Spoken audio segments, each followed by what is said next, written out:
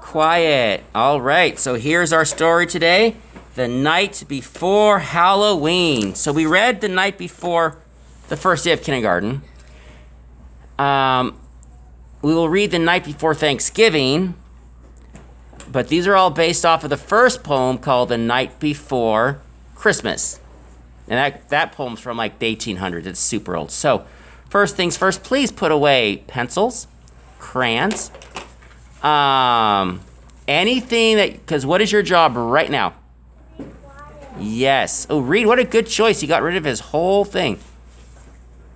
All right. You ready? The night before Halloween.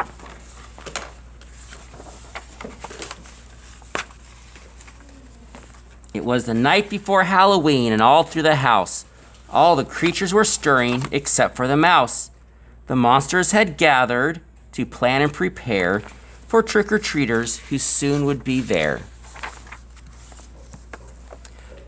Mummies unraveled and put on new wraps. Spiders found corners and spun silky traps. Count Dracula grinned and slicked back his hair. Frankenstein's bride cried, "I've nothing to wear." "Oh, hurry up," said a ghoul who started to yawn. "There's so much to do before bedtime at dawn." So the witches brewed up a magical potion which set every monster and goblin in motion. They blew up balloons and hung streamers and lights and decorated till the wee hours of night. In the morning when they woke, it was Halloween day.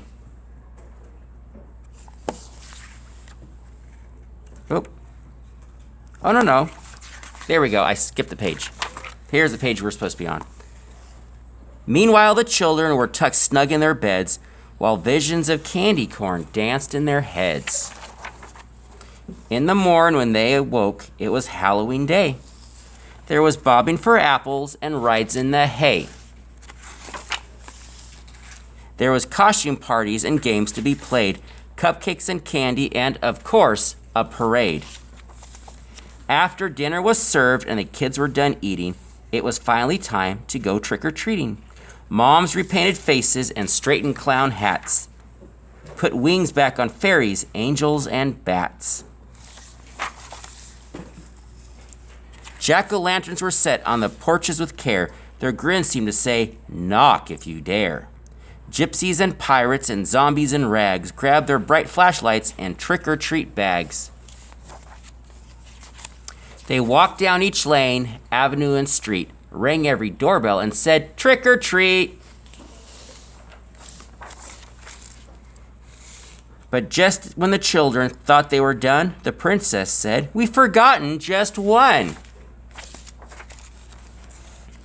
So they walked to the house at the top of the hill, which gave all the kids a spine-tingling thrill. They stood on the porch and were ready to knock, when they heard heavy footsteps and a turn of the lock. When what to their curious eyes should loom but a wicked old witch holding a broom. Her cape how it shimmered, her face oh how scary. Her hat was so pointy it frightened the fairy. The wicked witch said, "Welcome, we have a surprise," and the children yelled, "Run, it's not a disguise." The monsters were sad when the kids ran away. They wanted the children to come in and play. The wicked witch said, "We can have our own fun. Come on, little monsters, the night's just begun." The monsters all cheered as they danced with delight. Happy Halloween to all, and to all a fright night. All right, so here's our first story.